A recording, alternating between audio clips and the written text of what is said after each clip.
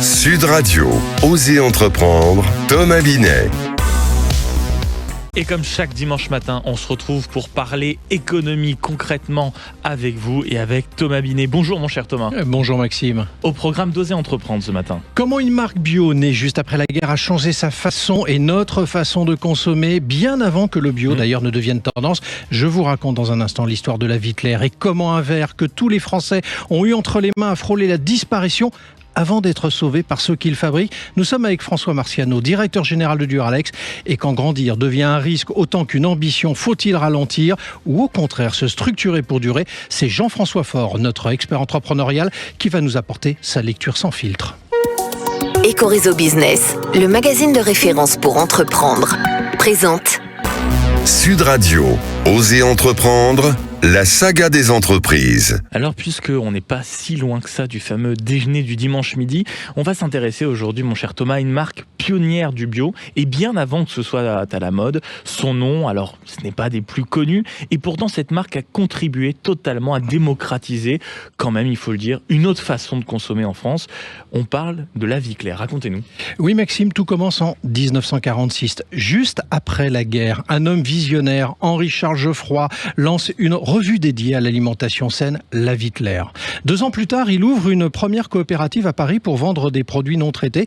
Et dès 1948, on trouve les premiers produits sous la marque La Vie Claire. C'est une révolution douce, consommer mieux, plus sain, plus local, bien avant les tendances actuelles. Et la marque va ensuite grandir, mais non sans rebondissement. Exactement. Dans les années 60, La Vie Claire compte déjà près d'une centaine de magasins. Mais c'est dans les années 80 que tout change. Bernard Tapie rachète l'entreprise.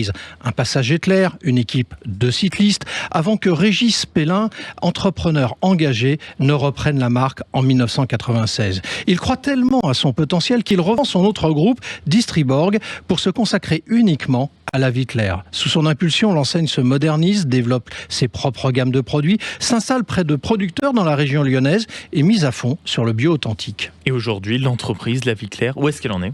C'est devenu un acteur incontournable du bio en France. Plus de 400 magasins, une certification bio entreprise durable, un nouveau concept de boutique éco-responsable et une mission claire, donner à chacun le goût du mieux consommé pour sa santé et pour la planète. Un bel exemple d'engagement sur la durée qui prouve qu'on peut faire du commerce tout en défendant des valeurs fortes. Sud Radio, Osez entreprendre, l'invité. Et ce matin, notre invité, nous sommes particulièrement fiers de le recevoir, mon cher Thomas, parce que nous sommes avec François Marciano. L'histoire de cette entreprise a marqué la France ces derniers mois, puisque c'est le directeur général de Duralex, célèbre marque de produits en verre trempé pour l'art de la table. Et aujourd'hui, ce sont, écoutez bien, 350 références et 6 teintes différentes qui composent l'offre Duralex, alliant des gobelets, des verres à whisky, à l'assiette, en passant par des saladiers, des boîtes de conservation et d'autres accessoires de table, tous fabriqués, où ça ? En France, dans la fameuse usine du Loiret, Thomas. Bonjour François Marciano. Bonjour Sud Radio. Je voudrais vous parler d'abord d'un autre sujet. On va s'intéresser à Duralex dans un instant, mais quand vous entendez, François Marciano, que le Ferrier, historique Arc France, société bicentenaire qui emploie 5700 salariés à travers le monde, a été placé en redressement judiciaire, qu'est-ce que cela vous inspire, d'autant plus que vous connaissez bien cette boutique? Alors je la connais bien, j'y ai travaillé 30 ans, donc je connais parfaitement cette industrie. J'ai mon sang qui a fait qu'un tour, parce que vous êtes là sur le numéro 1 des arts de la table, qui a toutes les techniques pour fabriquer tous les types de verres, tous les modèles de verres, enfin tout ce qu'il faut pour gagner. Et je pense que cette maladie de cette industrie est toute simple. Il faudrait y mettre un industriel à sa tête. Mais François Marciano, est-ce que c'est vraiment un problème d'industrie, celle-ci, ou c'est un problème du Made in France d'une façon générale aussi, de cette situation économique que nous vivons en France depuis quelques années, et puis très précisément, l'année dernière, 70 000 dépôts de bilan en France. Il faut quand même entendre ce chiffre. Alors, effectivement, c'est compliqué. Il n'y a pas une raison, parce que s'il y en avait une, je pense que tout le monde l'aurait trouvé. Par contre, je suis là où je rage un petit peu, c'est que non, on est Made in France, et le Made in France, ça se vend. Ça vaut quelque chose. Je pense que on est toujours en train de nous rabâcher. Il y a des pays à bas coût, soit. Maintenant, il faut éduquer la clientèle, il faut leur expliquer et puis faire de la qualité. On sait faire en France. Alors on va s'intéresser à vous, à Duralex, justement au Made in France que vous représentez. L'histoire de Duralex commence en 1945. Je parle sous votre contrôle, François Marciano, quand Duralex met au point avec Saint-Gobain la technique innovante du verre trempé, rendant les produits très résistants au choc et aux températures extrêmes. Duralex lance d'ailleurs les verres Gigogne et Picardie, bien connus d'ailleurs pour les enfants français dans les cantines, car ils sont numérotés de 1 à 48 dans les années 50. Tout commence ainsi. C'est ça, c'est exactement ça. Alors, malheureusement, arrive la fin des années 90 et les difficultés. Plusieurs repreneurs, 4 en l'occurrence, successifs, vont diriger l'entreprise, mais à chaque fois, elles vont échouer à relancer Duralex. Le 26 juillet 2024, le tribunal de commerce d'Orléans valide le projet de reprise de Duralex par les salariés et une nouvelle aventure débute pour vous le 1er août 2024. Et c'est là où vous rentrez quelque part en scène. Alors, où je rentre en scène avec 240 salariés qui ont le couteau entre les dents en disant on va pas mourir et on va pas se laisser faire. C'était difficile ? C'est pas difficile, c'était extrêmement difficile. Alors on va voir si c'est toujours hyper difficile. Duralex a lancé fin 2025 une collecte participative destinée au grand public pour financer sa relance industrielle et a atteint un engouement bien supérieur d'ailleurs aux attentes. Et je pense que vous en avez dû être le premier surpris. Vous avez recueilli 5 millions d'euros auprès de 20 000 investisseurs. Est-ce que vous êtes un homme heureux ? Alors, je suis un homme et je suis surtout avec 240 salariés heureux, parce que ce soutien des Français, d'ailleurs l'anecdote c'est que régulièrement on se fait appeler, on se fait houspiller en disant mais comment on peut vous aider, mais on en parlera je pense après, mais c'est du bonheur, oui, c'est mais du bonheur. François Marciano, qu'est-ce qui vous a surpris le plus ? L'argent récolté ou l'émotion suscitée par la situation de Duralex ? Non, c'est l'émotion. Je pense que, alors c'est ce que je dis toujours, après ça n'engage que moi, que les Français, le virtuel, ça les amuse, mais ils ont besoin de factuel. Et je pense qu'ils veulent passer à autre chose. Duralex, c'est leur entreprise. Ils veulent pas qu'elle meure. Ils veulent que les produits soient là. On va faire tout pour. Alors j'ai vu dans une récente interview de votre part que vous dites que malgré la collecte, l'entreprise reste fragile et n'est pas encore sortie d'affaires. C'est les propos que vous avez donnés chez un de nos confrères. Alors exactement, je rappelle à tout le monde, on a présenté un plan au tribunal où l'entreprise sera bénéficiaire au bout de 3 ans. Donc il faut passer ces 3 années. On est dans cette période encore d'observation. C'est ça, parce qu'on a tellement d'investissements. Une entreprise qui n'a pas eu d'investissement pendant 30 ans, je le dis tout le temps, et souvent à l'antenne je le raconte parce que c'est quand même l'anecdote la plus marquante. Chez Duralex, il n'y a pas l'eau courante. Chez Duralex, il n'y a pas d'assainissement. On est encore avec des fosses septiques. Et rien que cette petit investissement de se raccorder et de supprimer les fosses septiques, c'est 400 000 euros. Vous voyez, donc c'est des chiffres. François Marciano, qu'est-ce qui peut faire tomber Duralex demain, d'après vous ? Parce que ça, c'est votre job de directeur général, c'est d'être visionnaire aussi, d'emmener Duralex dans ce 21e siècle. Alors, on va amener Duralex dans le 21e siècle à partir du mois de septembre. On réserve une grande surprise au monde entier. On va mettre dans les 140 pays, dont la France, un nouveau segment de marché. On va partir sur la décoration au mois de septembre. J'en dirai pas plus. Non, mais c'est déjà une exclusivité que vous nous donnez. Merci. Une exclusivité. Et on va resegmenter Duralex de son positionnement de façon à le redynamiser et à le remettre à la lumière tel qu'il devait être dans les années de Saint-Gobain. L'idée, c'est de réinventer Duralex ? C'est ça, c'est un peu le moderniser, le réinventer.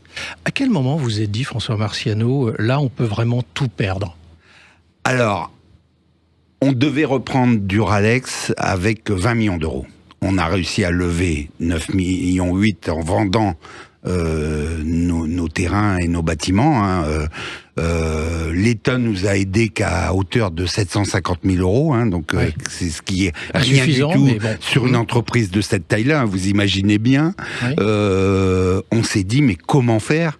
Il nous manque 10 millions. Et là vraiment, je peux vous dire que la levée de fonds, avant de voir ce qui s'est passé, j'avais vraiment peur. J'avais vraiment peur parce que sans cash, on est mort. Alors justement, et ça sera ma dernière question de notre échange de ce dimanche matin, François Marciano.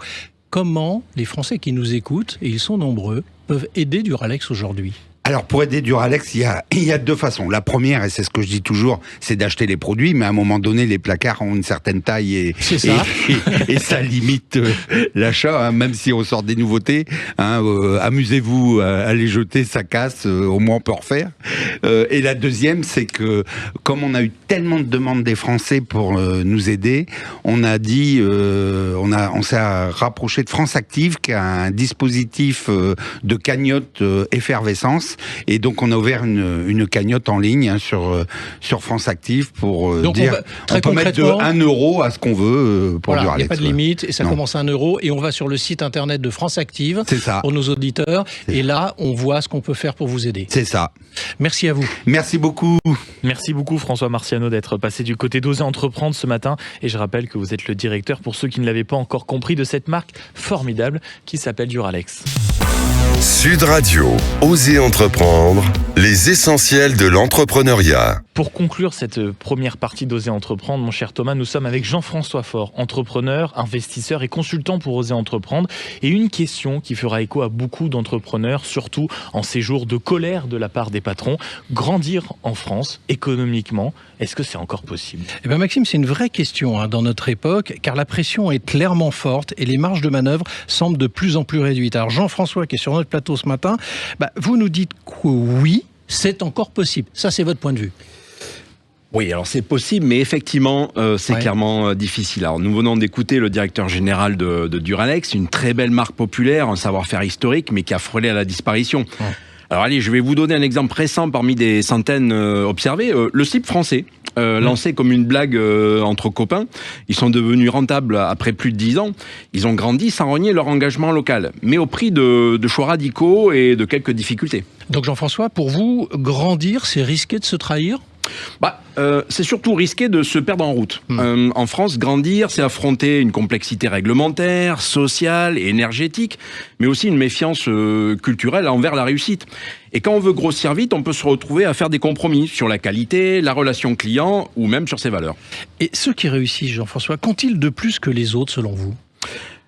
Alors, ils ne grossissent pas pour grossir. Ils grandissent pour renforcer ce qu'ils sont déjà. Et surtout, ils se préparent. Alors, regardons les choses dans le détail. D'abord, ils identifient les zones où ils peuvent scaler, c'est-à-dire se développer sans se dénaturer. Alors, j'en reviens à mon fameux slip français. Il a boosté sa logistique et sa technologie sans jamais toucher à son ancrage local. Ensuite, ils sont passés par une gamme moins large et une offre qui fait sens en grande distribution. Ensuite, les dirigeants d'entreprise définissent ce qu'ils veulent jamais sacrifier. Autre exemple, c'est Conto, l'offre de paiement. Ils ont toujours refusé d'élargir leur offre au grand public pour rester concentrés sur les pros. Donc choisir, c'est souvent renoncer. Et il y a le dernier élément qu'il faut quand même prendre en considération également, Jean-François. Il y en a forcément un autre. Mais oui, absolument. Et ce n'est pas le moins important. En fait, ils savent quand dire non. Et là, je cite Caudalie. Eux, ils ont refusé les sirènes de la cosmétique industrielle tout en devenant une marque internationale, sans renier leurs valeurs ni leur indépendance. Bref, grandir, ce n'est pas dire oui à tout, c'est se recentrer sur l'essentiel. Merci Jean-François. Et merci à vous Thomas, on se retrouve dans un instant pour Oser Investir. Sud Radio, Oser Entreprendre, Thomas Binet.